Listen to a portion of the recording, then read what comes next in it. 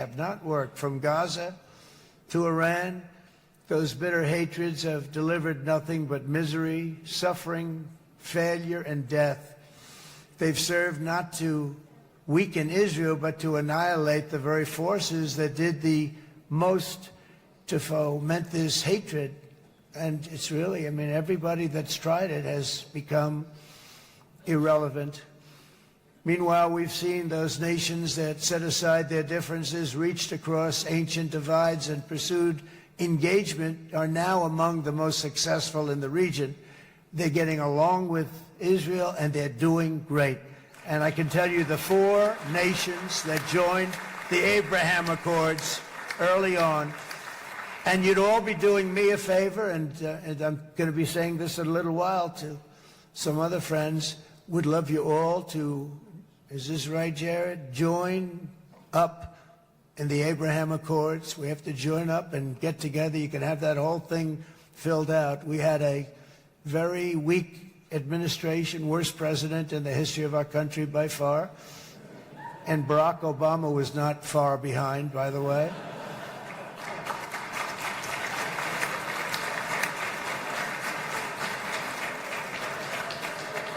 And they did nothing with this incredible document, the Abraham Accords, but now you can fill them up. Now you have peace, you have people that really like Israel. I'll tell you what, and they like Israel a lot more today than they did even 5 weeks ago. You've made a lot of, you've come back. You've come back strong, because it was getting to be a little nasty out there in the world, and ultimately the world wins. You can't beat the world always. I would say to Bibi, it's now time.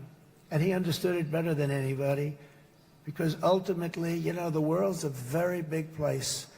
And I've said a lot. I said, this piece of land is very small. It's unbelievable what you've done with that tiny, you look at a map even of just, not the world, the Middle East, and you have this little dot. And think of what you've done. It's incredible. It's incredible.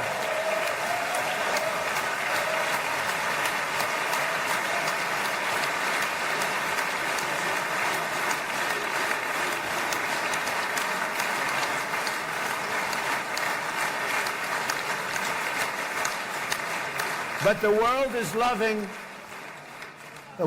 loving Israel again. And I said to Bibi, you know, the world is big and it's strong. And Ron, ultimately, the world wins. And we don't have to worry about that now. But there was getting to be a period of time over the last few months, you know, the world wanted peace and Israel wanted peace. Everybody did. Everybody did. And what a victory it's been, right? What a victory it's been. If you would have gone on for 3, 4 more years, keep fighting, it was getting bad. It was getting heated. The timing of this is brilliant. And I said, Bibi, you're going to be remembered for this far more than if you kept this thing going, kill. It would be it would not be the same. And I just want to congratulate you for having the courage to say, that's it, we've won. And now let's enjoy our lives and let's rebuild Israel and make it stronger and bigger and better than it's ever been before. We're going to do that. Took a lot of guts. And the choice for Palestinians could not be more clear. This is their chance to turn forever from the path of terror and violence. It's been extreme, to exile the wicked forces of hate that are in their midst, and I think that's going to happen. I've met some people over the last couple of months that want to see it happen very much, and after tremendous pain and death and hardship, now is the time to concentrate on building their people up instead of trying to tear Israel down. We don't want that to happen again. And the total focus of Gazans must be on restoring the fundamentals of stability, safety, dignity, and economic development so they can finally have the better life that their children really do deserve after all these decades of horror. I intend to be a partner in this effort in the sense that we're going to help and we're going to do something that became unbelievably popular. Everybody wants to be on it. It's called the Board of Peace, okay? How about that? Is that a beautiful name? Like a board of peace.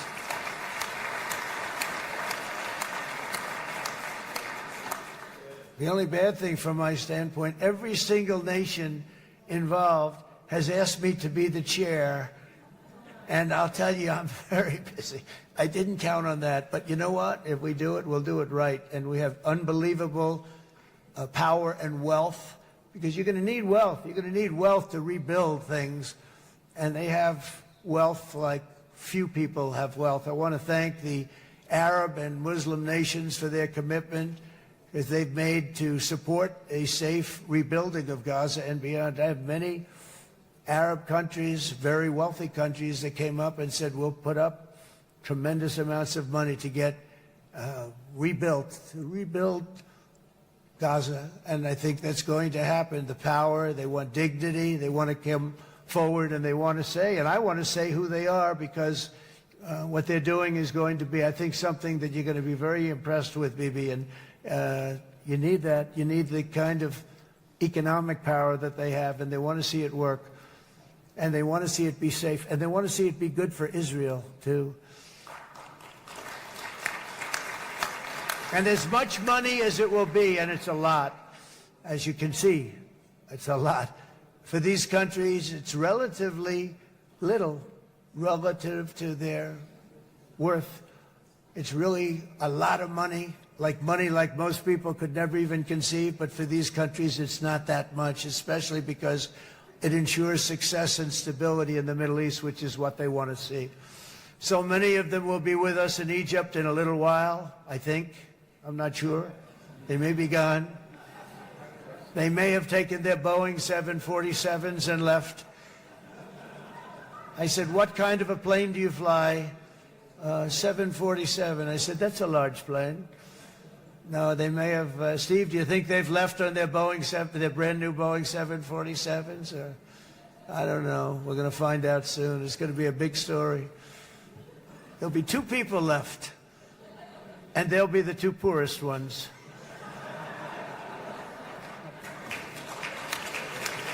But it will be the wealthiest and most powerful group of nations. So the group that we have assembled, that's waiting for us, is the wealthiest and most powerful group ever assembled at one time. There has never been a group like this. And they're only looking for good. They want good. They're going to do good. And as those commitments are made, I'm going to let the world know who's doing it, because they really deserve to get the credit. And some of them probably won't want the credit, but they deserve it.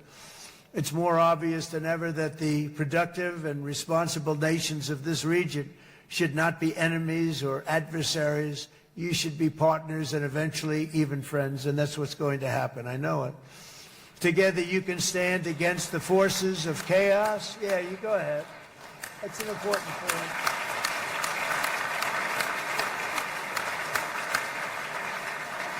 Because you can stand against the forces of chaos that threaten all of your interests, and it's always a big threat, and unleash incredible prosperity and opportunity for all the people of these lands, and that's what's going to happen. You're going to unleash numbers and success, the likes of which Israel has never been able to think of, because you're so firm, and you should be, and you've done the right thing in defending yourself. You're not going to have to worry so much about it. You've won, and now you can build, and you can do things that you never even thought possible.